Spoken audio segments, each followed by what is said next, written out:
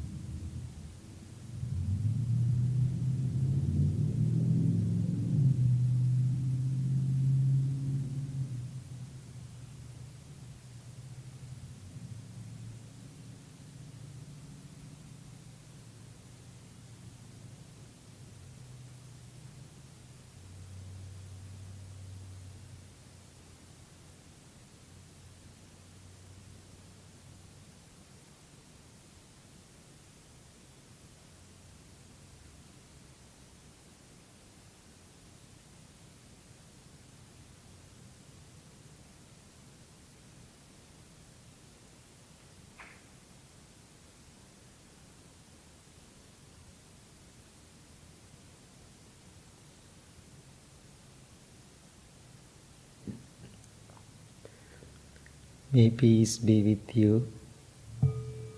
May you be well. May you be happy. May you be peaceful. Thank you very much.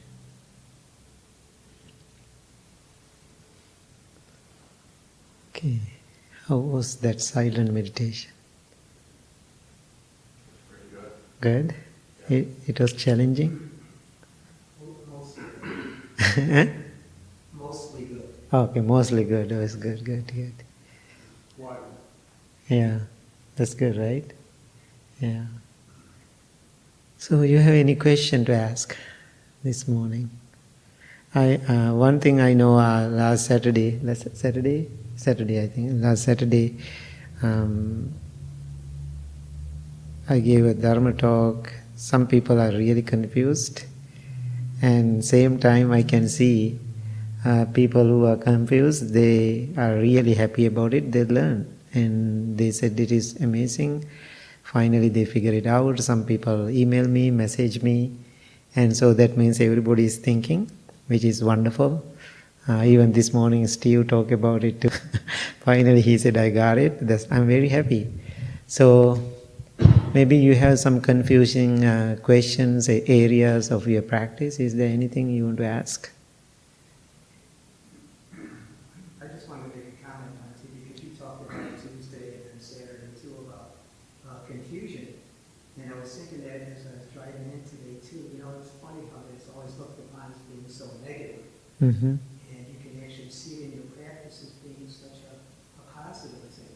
But I think it also, I think I was talking to Steve about it last week. Mm-hmm. It's kind of like that point where that confusion, your ground is kind of pulled out from underneath you. Right.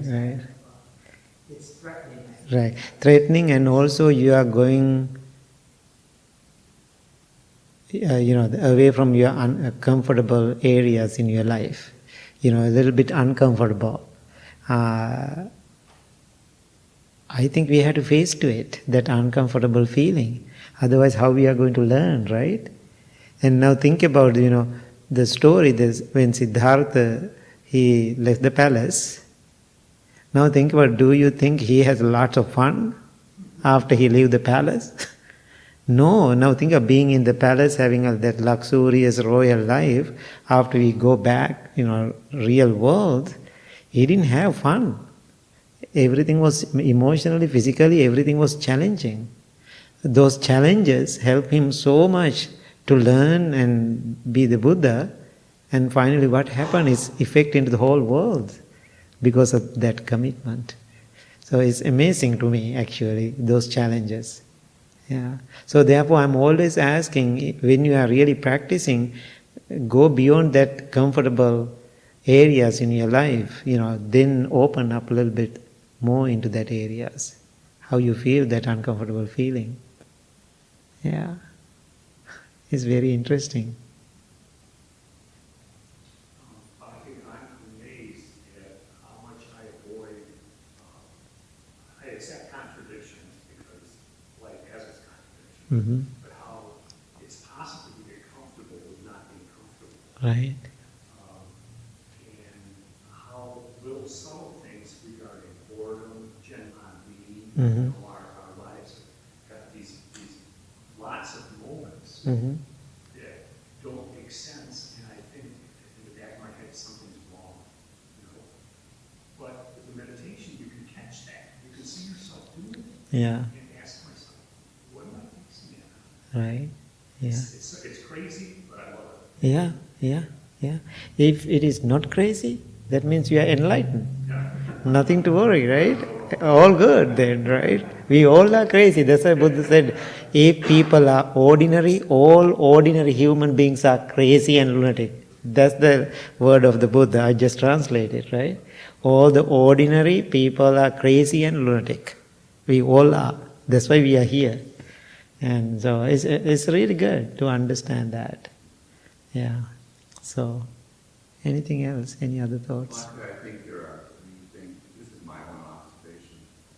There are three things we're doing when we're meditating, Mm-hmm. and they're all part of the Eightfold Path. And the first one is being mindful of what's going on around us, the sound, Mm-hmm. healing. Second one is concentration, because we're always coming back Mm. to our breath. Mm-hmm. And the third one is right effort, because we're evaluating thoughts as they come up. Are they good? Mm-hmm. Are they bad? If they're good, we want to strengthen them. If they're bad, we just want to drop them. Mm-hmm. So we're getting used to dropping thoughts and evaluating thoughts. Mm-hmm. So that's three parts to it. That doesn't help in the world, but I haven't figured that out yet. Yeah, so that's good. Keep processing. Those are amazing. Actually, that's the way it should be. Process our practice. Thank you. Thank you so much for sharing that part. Anything else? Any other thought? Often being uncomfortable with uncomfortable, difficult in a group of people having a conversation and they start talking politics and you don't agree, but you want to say nothing because you want to be silent. You don't want them to think you agree with that, and you don't want to get in an argument. It's very uncomfortable, and then you walk away, and they're just trying to breathe and not get involved, and then they think you agree because you're not saying nothing. Mm-hmm. That's a problem there. Yeah. So other day, some people start to talk about the politics. I was there too, because different people have different political opinions and ideas and belief system. Then they don't know what I am thinking about that too. So they really want to put me into the situation too. So then, where you talk about it, I was always kind of listening, not putting my ideas into that. And then people always asking, what do you think about it? I said, I'm still processing. That's the only way I can escape. Yeah, that's how I answer. Still I'm thinking and processing. So I don't want to, because I know if I give yes or no, whatever answer, they don't like it. I know that. One group of people like it, one group of people don't like it. So therefore the best answer, I can be in the middle. I have my own idea about it, but I can say, still I'm processing. I still am thinking. So that way, I don't get upset. They don't get upset. I maintain the peace. Then one person, oh my God, you are very smart. I know what you are doing. I said, if you know what I am doing, that's great. So I don't want to be the part of one side, person. So I want to be in the middle part. My personal view about it, is a different story. It's my personal life. So that's why I deal with those difficult situations. Yes, Steve. I was just thinking that being uncomfortable is really being alive. Yeah.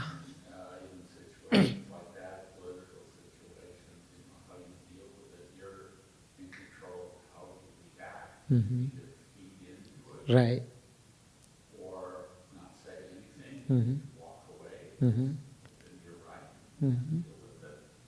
But you're always going to be facing uncomfortable situations. Mm-hmm. You just have to learn, okay, how are you going to react? Are you going to stand up for your values? Mm-hmm. If that's important. Mm-hmm. Are you going to do it, no matter what I say, I'm not going to convince them? Mm-hmm. So it's a waste of my energy. Yeah. Just increase my suffering. Right, exactly. I think there is no any harmful things happening in that discussion to you or somebody else or life-threatening. Better to just listen and being in that moment of uncomfortable moment, and you can see how you feel about it, how you are going to process about it. You can learn about yourself in that moment. You put into that situation while people are talking about those kind of things. How I am going to feel myself right now. So then you can see your weaknesses, how you are reacting to the situation, even you are not using the words. And so sometimes that uncomfortable feeling is so wonderful, actually, giving you more strength and awareness for you to understand about your own feeling. So I think, no need to, if it is very unhealthy or life-threatening, of course we have to run away from the situation. If not, better to be there with that uncomfortable pain instead of getting up and walking away. I don't suggest that. That means you are not really facing to the problem, you are escaping it.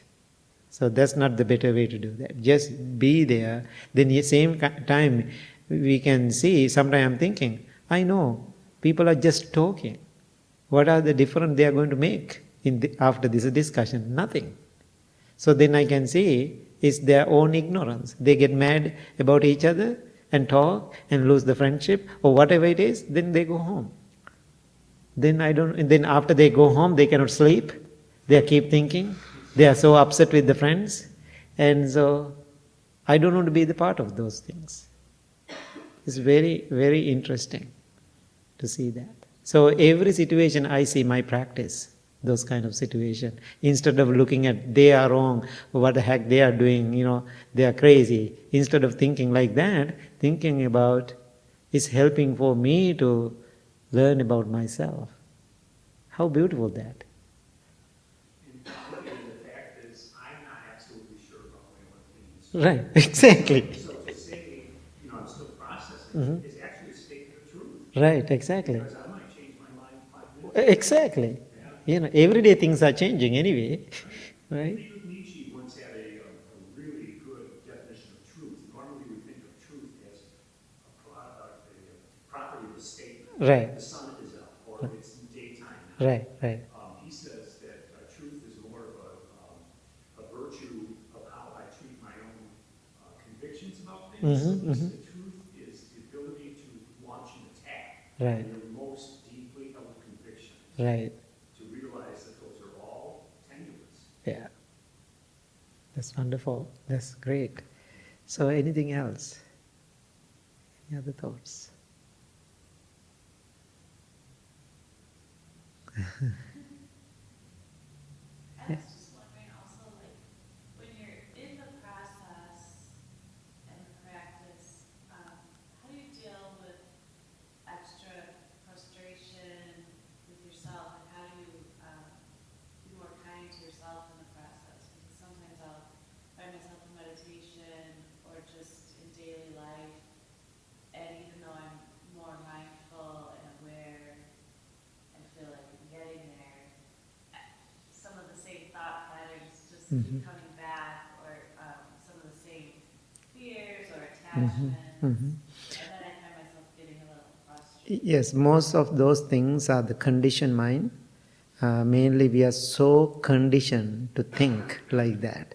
So therefore it's a kind of habitual patterns. Always keep coming. So my suggestion for you, so when you see that experience, that habitual patterns keep coming, be aware about it. All the time recognize it. I can see it is keep coming. So when you are more aware about that pattern, then you can break that habit. Otherwise, when you are reacting to that patterns, then you are building up again and again more and more. And also the second thing, those things, when they come to your mind, you can closely watch and observe. Instead of making them negative, label them negative. Oh, this experience may be giving me some wisdom if I'm aware about it. If you are not open to it, you don't get it. So if you just label, oh, it's negative, this is crazy, I don't want to think about that, don't think like that. No. Why it is coming to my mind, maybe I can learn something from it. Use it. So I always use the word garbage. So people don't like garbage. But hating the garbage doesn't make any sense. So we have to change our perspective. This garbage turned into compost one day. So then I can use it again. So therefore that, all the garbage, whatever come to your mind, change your perspective, don't hate it, I'm going to use it, this garbage turn in something good. So, that's the analogy I always using. So otherwise those negativities always coming. That's a part of our existence anyway. So what mindfulness or our practice does, preparing our mind and thoughts and senses how to face to them. That's the meditation is all about. Does it make sense? Yes. Yeah. So be aware about it instead of pushing them out. So pushing them out doesn't help. They keep coming back. And also what I do, everything, something negative keep coming to my mind, I'm just looking at them, then I'm kind of friendly with them. Usually we don't like it. Instead of that, I'm smiling to it. So then I'm keep watching it. It's happened yesterday in my mind, some situation. I was exercising myself that moment. It came to my mind. Then I was, I don't like this, right? So then I was thinking, why it is keep coming to my mind? Maybe that experience trying to teach me something. So how about that? I aware about that lesson. So then next minute is totally fine. It's not an issue. Why I change my perspective about it? It is so amazing, right? So just, opposite side of the coin is right there. But we are not open to learn and realize that, right? Yeah. It's so enticing. Right, To exactly. get sucked into that again. Right, exactly. Yeah. Try to get rid of it and start over again. Right. It's amazing, this mind. How, who did this? Who did this? Right, exactly. Who did this? That's why I'm always asking, who did? I did it. When I did it, I don't know. Maybe I did right after I born into this world. I keep building this story. Then other people become a part of that building story. Maybe my parents, my brothers and sisters, and the world and the society, politics. And so all those pieces I bring into my life, I build the whole story. Then after 60 years later, now I'm crazy, then I cannot remember who did this. Then we are thinking, maybe political leaders did it. So other people did it. My mother did it. My father did it. No, they didn't ask you to do that. You did it to yourself. So you can understand that when you are aware about it. So according to the Buddhist teaching, sometimes we responsible for all the conditioned mind what we have in this life right now, but according to the teaching, is go beyond that. Maybe you build so many lifestyle in a lifetime, previous lives too. Forget about that, no need to worry about that right now. However, you can see right now there's an issue. So better to focus on that instead of keep going back and, hundred of lifetime. So this lifetime you can figure it out. So my point is, if you break that conditioned mind in this moment, then you are not participating or you are not contributing to continue it again and again and again. So what we are doing while we are practicing, we are interacting with that conditioned mind, try to break that tradition, not to continue. Now when children come to me and talk about negatively about the parents, oh, my father also like that, my mother also like that, I got this behavior from them. Then I'm asking, do you want to continue that same behavior? Then they are kind of, oh, I don't like it at all. Then I said, one young father, he talked to me yesterday. Then I said, if you really believe you got it from your conditioned community or parents or whoever around your life, now you have it, then do you want to give your own daughter the same thing? Then he was kind of quiet over the phone. I said, I'm asking you again. Now you feel it, you feel the frustration, you feel the difficulty, you feel the pain and everything. Do you really like to give it to your daughter? Then he said, no, I don't want to.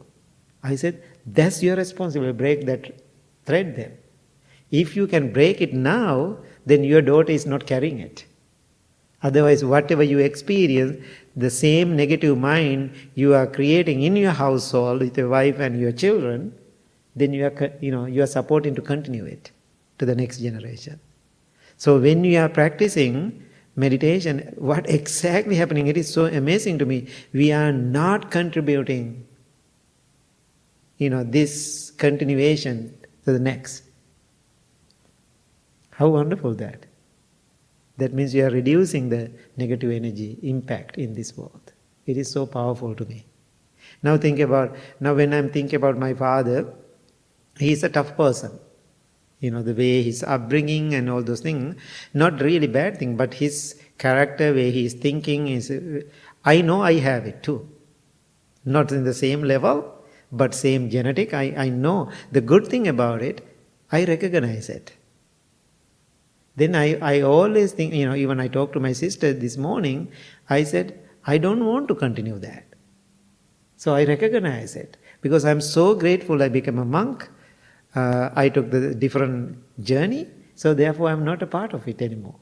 So then I asked, do you want to continue the same thing? Then she said, no. Then I said, just surrender then. It's hard. It's hard. She said, she doesn't want to, right? But I said, there's no choices, no options. Then I said, behave, finally I said, behave. You have a monk in the family. So that means you have to have a little bit more benefit you can receive. You have opportunity to think like that. Then she said, yes, now I cannot go that direction because you are there, right? I said, even I am here, I am trying so hard to continue my practice. If you cannot get it from me, it is so unfortunate. You have that opportunity right there in the family, but you don't get it. How sad it is. Then she said, it makes sense.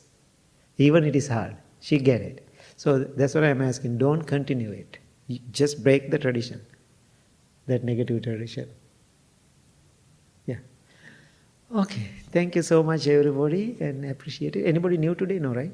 New board? Okay. Thank you. Please stand up.